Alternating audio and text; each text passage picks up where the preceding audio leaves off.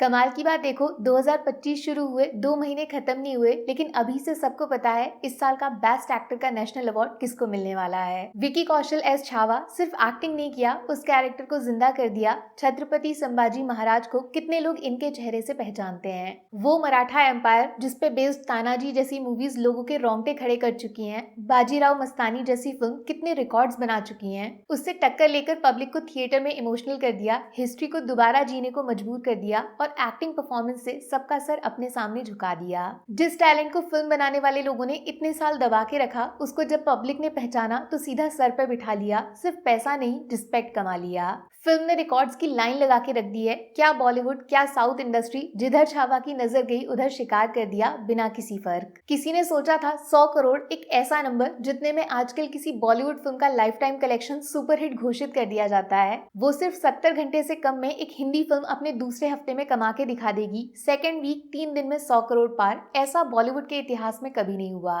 स्त्री 2 ने 93 करोड़, गदर ने 90 करोड़, एनिमल ने 87, जवान के 82 और पठान के 63। इन सबको पीछे छोड़कर छावा ने बॉक्स ऑफिस के चिथड़े उड़ा दिए हैं। वो भी तब जब दुनिया का सबसे बड़ा cricket festival India versus Pakistan live TV पे चल रहा था, वरना संडे का 40 करोड़ कब 60 में बदल जाता किसी को पता नहीं चलता।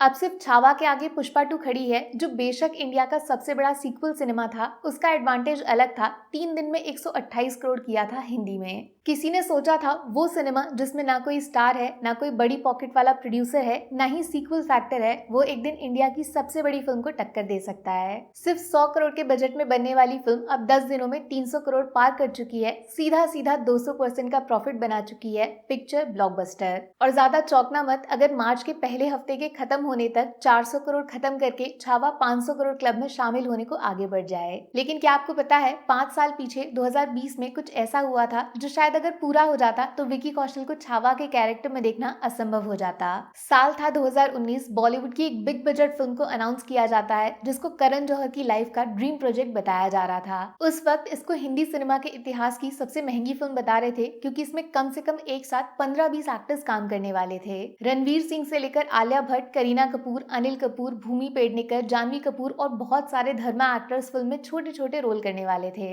मई 2020 में शूटिंग शुरू होती और क्रिसमस 2021 में फिल्म को रिलीज करने का प्लान रेडी था। और जानते हैं, फिल्म का सब्जेक्ट मुगल्स की लाइफ पे बेस्ड था। और ज्यादा डिटेल में बताऊं तो वो नाम जो आजकल काफी ट्रेंडिंग है, औरंगजेब की लाइफ पे तख्त नाम का सिनेमा करण जौहर बड़ी स्क्रीन पे लेकर आने वाले थे। होश उड़ जाएंगे आपके वो नाम सुनकर जिसको फिल्म में लीड रोल औरंगजेब प्ले करने के लिए सिलेक्ट किया गया था। काफी लोग इशारा समझ गए होंगे। विकी कौशल को औरंगजेब का कैरेक्टर प्ले करना था और कहने की जरूरत नहीं है, जिस लेवल का टैलेंट है इनके अंदर, पिक्चर में उनका परफॉर्मेंस 110% खतरनाक होता।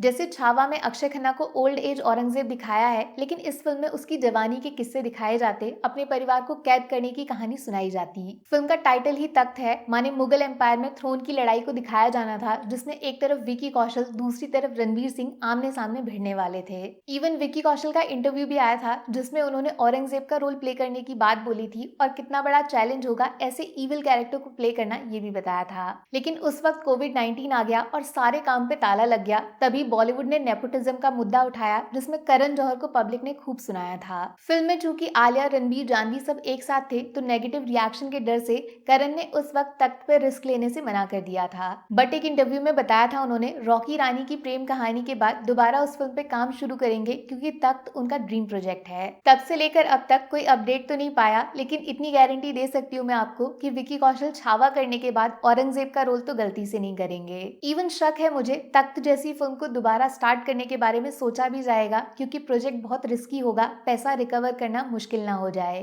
कमाल की बात है ना, कैसे सिर्फ एक फैसला किसी एक्टर का पूरा करियर बचा सकता है, वरना रिकॉर्ड्स तोड़ने वाले विकी कौशल शायद लोगों के सबसे बड़े विलन बन जाते। फिल्म पब्लिक के लिए बनती है तो पब्लिक से सवाल करना चाहिए, क्या बोलते हो, तख्त जैसी फिल्म कभी दोबारा बनेगी? अगर ना, तो फिल्म और किस किस पे बननी चाहिए, आराम से सोच के बताना। Take care, bye bye.